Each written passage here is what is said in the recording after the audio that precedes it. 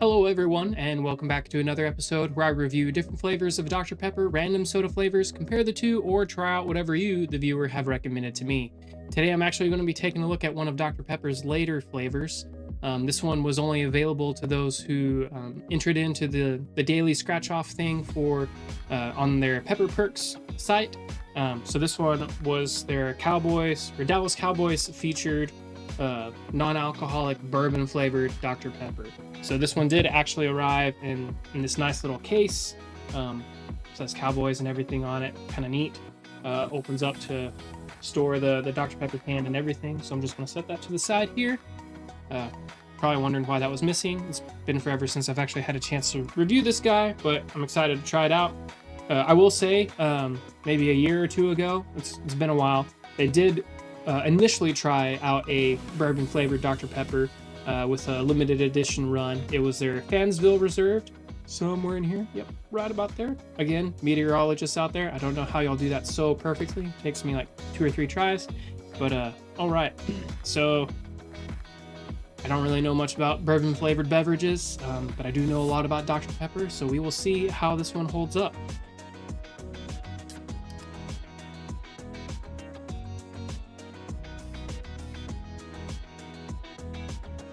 Okay, smells like Dr. Pepper and oats. I don't know if that's intended, but that's the first thing that popped in my mind. Almost like it's been in a wooden keg or barrel or something, but primarily Dr. Pepper, which is what I'd expect at this point. So, time to try it out.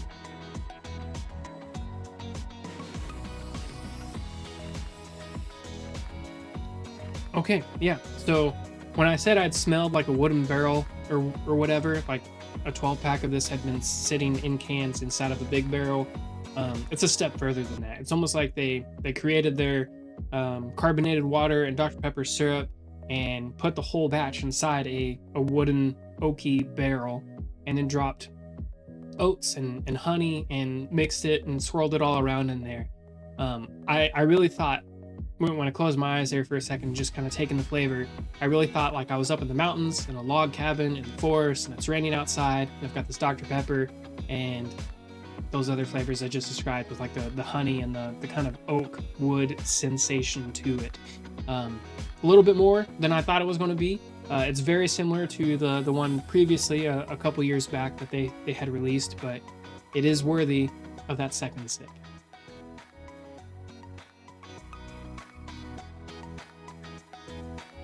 Okay, that one, I did make sure to just kind of leave in my mouth there for a bit before finally enjoying it and swallowing it and whatnot. So as it sat there, my taste buds were kind of being overwhelmed by that kind of that oakiness with that subtle bit of honey, but it's primarily like that smoked oak wood sense, and then the oats as well. I know I keep saying oat and oak. But I do kind of sense and smell and taste both of those. But it's probably like 85% Dr. Pepper, and then the other 15% are these other flavors that I keep referencing. Overall, it's actually quite enjoyable. I don't know if this was like a permanent flavor and it was just right there next to the regular flavors, if I'd be reaching for this one first. But it is kind of neat to try and experience. So yeah, this was quite the treat, and thankful that y'all were here for it. I will be finishing this guy later. Overall, I'm actually going to only be giving this guy a 7 out of 10.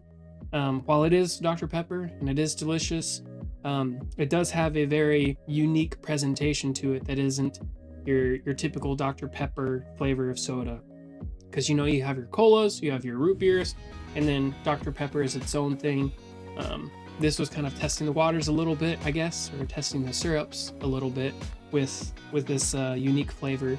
I think they did well, but I don't think this is it for Dr. Pepper in my mind. Through and through, it is something that I will be drinking the rest of later today. But yeah, that's all I got for you. As always, thank you so much for watching, and I will see you next time.